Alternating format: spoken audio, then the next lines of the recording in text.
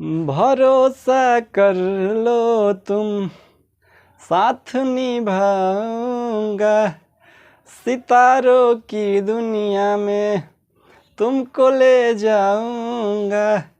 कर लो भरोसा एक बार, चलो चांद के पार चलो, चांद के पार चलो।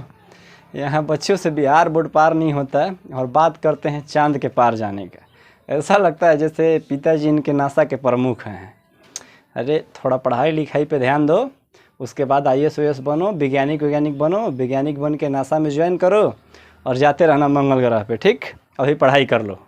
चलिए आप सभी का एक बार फिर से स्वागत है सम्राट क्लासेस में। आज लेकर आए आप लोगों के लिए 10वीं कक्षा के इतिहास का एक ऐसा टॉपिक जिससे बहुत सारे प्रश्न बिहार बोर्ड में पूछे जाते हैं, तो जिसका नाम है कार्ल मार्क्स, इतिहास के सबसे ज़बरदस्त जीवनी। तो चलिए पढ़ते हैं कार्ल मार्क्स के बारे में। तो कार्ल मार्क्स का जन्म 5 मई 1818 ईस्वी को हुआ था। क्वेश्चन पूछता है कार्ल मार्क्स का जन्म कब हुआ था, तो 5 मई 1818 ईस्वी को। और स्थान कहाँ हुआ था, तो जर्मनी के राइन प्रांत के ट्रियर नामक नगर में हुआ था। कहाँ पे हुआ था बच्चों, जर्मनी के राइन प्रांत के ट्रियर नामक नगर में एक यहूदी परिवार में हुआ था। इनका जन्म जर्मनी के राइन प्रांत के ट्रियर नामक नगर के एक यहूदी परिवार में हुआ था। और इनके पिताजी का नाम था हेनरिक मार्क्स, जो पेशे से क्या थे, वकील थे। और कार्ल मार्क्स ने विधि की शिक्षा बोन विश्वविद्यालय से ग्रहण की। क्वेश्चन पूछता है कार्ल मार्क्स ने विधि की शिक्षा कहाँ से ग्रहण की, तो आंसर क्या होगा, बोन विश्वविद्यालय से। फिर उन्होंने आगे की उच्च शिक्षा के लिए 1936 ईस्वी में बर्लिन विश्वविद्यालय चले जाते हैं। कार्ल मार्क्स हीगेल के विचारों से प्रभावित है। क्वेश्चन पूछता है कार्ल मार्क्स किसके विचार से प्रभावित थे, तो हीगेल के विचारों से प्रभावित थे। कार्ल मार्क्स ने 1843 ईस्वी में अपने बचपन के मित्र, अपने गर्लफ्रेंड जिसका नाम था जेनी से विवाह किया। क्वेश्चन पूछता है कार्ल मार्क्स की शादी किससे हुई थी, जेनी से हुई थी। ये दोनों एक बचपन से ही अच्छे एक दोस्त थे और आगे चलकर शादी कर ली।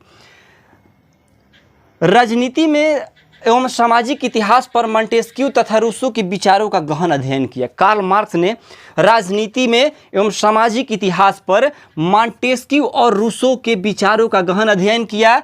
और वे 1844 ईस्वी में अपने शादी के एक साल बाद 1844 ईस्वी में पेरिस चले जाते हैं। कहाँ जाते हैं, पेरिस। और वहाँ पे उनकी मुलाकात होती है 1844 ईस्वी में फ्रेडरिक एंगल्स से। जब जाते हैं कार्ल मार्क्स पेरिस में 1844 ईस्वी में, तब वहाँ पे उनकी मुलाकात होती है एक व्यक्ति से जिसका नाम है फ्रेडरिक एंगल्स।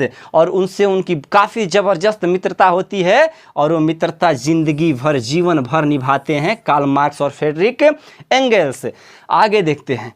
मार्क्स ने एंगल्स के साथ मिलकर 1848 ईस्वी में साम्यवादी घोषणा पत्र प्रकाशित किया। क्वेश्चन पूछता है कि साम्यवादी घोषणा पत्र कब प्रकाशित हुआ, 1848 ईस्वी में। किसने किया, कार्ल मार्क्स और एंगल्स ने किया था, जिसे आधुनिक समाजवाद का जनक कहा जाता है। क्वेश्चन पूछेगा आधुनिक समाजवाद का जनक किसे माना जाता है, तो कार्ल मार्क्स को। क्वेश्चन कितना बार पूछ भी चुका है बिहार बोर्ड में कि आधुनिक समाजवाद का जनक किसे कहा जाता है, कार्ल मार्क्स को कहा जाता है। आगे है, कार्ल मार्क्स ने 1867 ईस्वी में दास कैपिटल नामक एक पुस्तक की रचना की। यहाँ से क्वेश्चन बहुत बार बिहार बोर्ड में क्वेश्चन पूछ चुका है कि दास कैपिटल की रचना किसने किया, कार्ल मार्क्स ने किया था। कब किया था, 1867 ईस्वी में। तो याद रखिएगा कार्ल मार्क्स ने 1867 ईस्वी में दास कैपिटल नामक एक पुस्तक की रचना की। और सबसे इंटरेस्टिंग क्वेश्चन, जिसे समाजवादियों का बाइबिल कहा जाता है। क्वेश्चन पूछता है कि समाजवादियों का बाइबिल किस पुस्तक को कहा जाता है, तो दास कैपिटल को। याद रखिएगा बिहार बोर्ड में 1 नंबर फिक्स रहता है हर साल। समाजवादियों का बाइबिल किस पुस्तक को कहा जाता है, दास कैपिटल को। दास कैपिटल की रचना किसने की, कार्ल मार्क्स ने की थी। कब की थी, 1867 ईस्वी में। आगे देखते हैं, कार्ल मार्क्स ने 5 सिद्धांत दिए थे। कार्ल मार्क्स अपने 5 सिद्धांत दिए थे। क्वेश्चन यही पूछता है कि कार्ल मार्क्स के जीवनी एवं सिद्धांतों का वर्णन करें। तो 5 सिद्धांत दिया था कार्ल मार्क्स, जिसमें पहला था द्वंद्वात्मक भौतिकवाद का सिद्धांत। क्या था? द्वंद्वात्मक भौतिकवाद का सिद्धांत। दूसरा था वर्ग संघर्ष का सिद्धांत। तीसरा था इतिहास की भौतिकवादी व्याख्या।